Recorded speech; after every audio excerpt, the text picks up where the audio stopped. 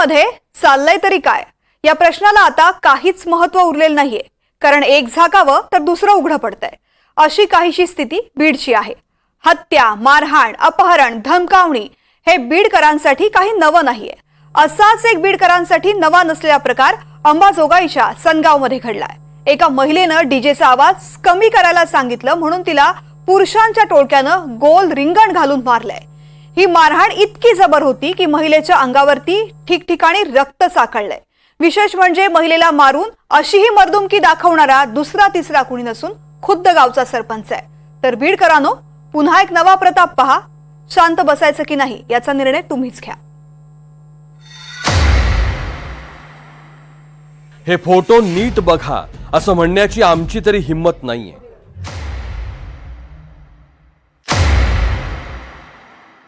कारण हे फोटो आहेत आपल्या तकलादू व्यवस्थेचे धिंडवडे काढणारे।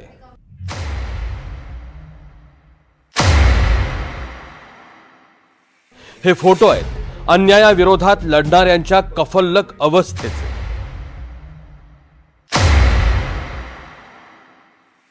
हे फोटो आहेत कायदा सुव्यवस्थेची वेशीवर टांगलेली लखतर दाखवणारे। आणि हे फोटो आहेत महाराष्ट्राला शर्मेनं मान खाली घालायला लावणारे। बीडच्या अंबाजोगाईतल्या सनगावचे पेशाने वकील याच ज्ञानेश्वरीला गावच्या सरपंचानं 10 जणांच्या मदतीनं घेरून मारलं। इतकं मारलं की ज्ञानेश्वरीची चामडी लोळवली, ज्ञानेश्वरीच्या शरीरातलं रक्त साकळलं। खून करण्याचा प्रयत्न जो केलाय माझा तोच गुन्हा। मारहाण केली कोण होते लोक? मला 10 लोक मिळून आलेले होते, त्यातल्या 9 जणांनी मला बेदम मारहाण केलेली आहे। आणि एक जो होता त्यांनी हिला खलास करून टाका, हिला जिवंत सोडू नका असं बोलत होता, घाण शिवाय देत होता आणि मी बेशुद्ध होईपर्यंत मला त्यांनी मारलेले। आता या मारहाणीचं कारण काय होतं तेही जाणून घ्या। 23 फेब्रुवारी रोजी गावातल्या एका मंदिराच्या भोंग्याचा आवाज तीव्र होता।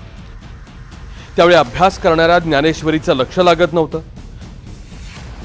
तिनं सरपंच अनंत अंजान यांना फोन करून आवाज कमी करायला सांगितलं, पण 2 तास उलटूनही आवाज कमी झाला नाही। ज्ञानेश्वरीनं पंचायतीच्या कर्मचाऱ्याच्या घरी जाऊन भोंग्याचा आवाज कमी करण्यास सांगितलं, तेव्हा ज्ञानेश्वरीनं मांसाहार केल्यानं ती मंदिरात जाऊ शकत नाही असं उत्तर मिळालं। ज्ञानेश्वरीनं पुन्हा सरपंचांना कॉल केला, तेव्हा त्यांनी पोलिसात तक्रार करण्यास सांगितलं। ज्ञानेश्वरीनं पोलीस ठाण्यात फोन करून तक्रार केली। दुसऱ्या दिवशी सरपंच त्याच्या लोकांना घेऊन ज्ञानेश्वरीच्या घरी आला आणि ज्ञानेश्वरीच्या परिवाराला धमकी देऊन घराशेजारीच पिठाच्या गिरण्या सुरू केल्याचा आरोप आहे। या सगळ्या प्रकाराविरोधात ज्ञानेश्वरीनं पोलिसांमध्ये पुन्हा तक्रार केली आणि त्याचाच राग मनात ठेवून सरपंचानं काही गुंडांच्या मदतीनं ज्ञानेश्वरीला बेदम मारहाण केली। एक महिला, मी त्याच्या मुलीच्या वयाची आहे आणि कुणीही माझ्या घरचं तिथं नसताना सोडवण्यासाठी कुणी माणूस येणार नाही हे सगळं कन्फर्म करून त्यांना माझ्यावर हल्ला केलाय। एकही महिला सुद्धा तिथं कोणी नव्हती आणि पुरुषांनी म्हणजे मलाच आता प्रश्न पडलाय की माझं जेंडर काय आहे, नेमकं मी काय आहे काय म्हणून ह्यांनी मला मारले। इतकं मारले की इथं पण लागलेले डोक्याला। हे त्या दिवशी काही डॉक्टरांनी याचं चेकअप केलेलं नाही की ही पूर्ण पाठ आहे। हे हात बघा माझे, हे बघा, आणि माझे पाठ पूर्ण इथपर्यंत मला मारहाण आहे।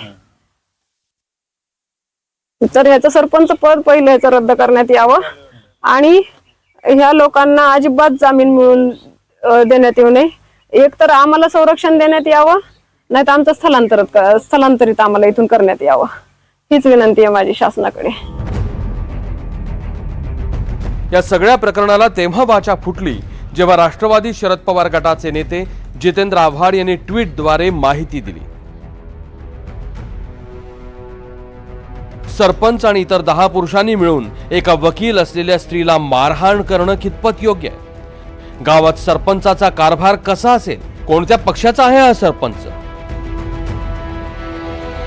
आता एका महिलेला एकट्याने गाठून 10 जणांचं रिंगण करून तिची चामडी लोळवणारे हे राक्षस कोण आहेत तेही बघा. अनंत रघुनाथ अंजान, सुधाकर रघुनाथ अंजान, राजकुमार ज्ञानोबा मुंडे, कृष्णा ज्ञानोबा मुंडे, ज्ञानोबा बब्रुवान सपकाळ, नवनाथ ज्ञानोबा जाधव, मृत्युंजय पांडुरंग अंजान, अंकुश बाबुराव अंजान, सुधीर राजाभाऊ मुंडे आणि नवनाथ दगडू मोरे.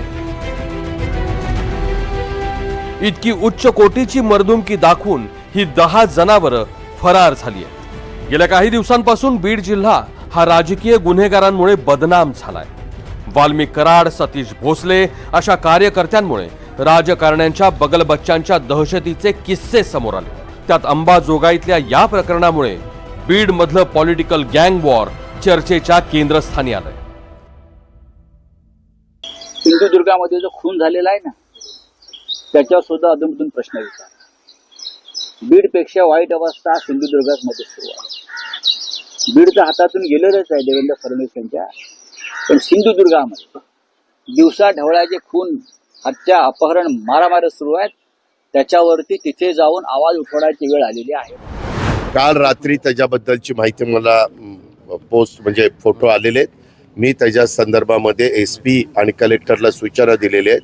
हे नक्की कुठं झालंय, त्याला कोण जबाबदार आहे, आणि जर ते तिथंच घडलेलं असेल आणि कोणी जबाबदार त्याच्यामध्ये असेल तर कायदा श्रेष्ठ आहे, कुणालाही पाठीशी घालण्याचं कारण नाही. त्यांच्यावर सक्त कारवाई करा अशा सूचना दिलेल्या आहेत. बीडमध्ये ज्या घटना घडत आहेत त्या जरा गंभीरच आहे.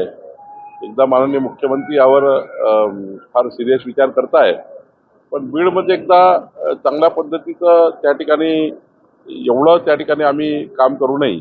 ज्या पद्धतीची गुन्हेगारी आहे, आता ही गुन्हेगारी याची आम्ही पकडतो आहे आणि जो गुन्हा होतोय त्याला आम्ही अंतिम शासन देण्याकरता ज्या काही गोष्टी कराव्या लागतात. आतापर्यंत काय होतं की गुन्हेगाराचे पळून जायचे, आता पकडलं जात आहे आणि पकडून त्या गुन्हेगाराला अंतिम शासन होतपर्यंत काम करतायत.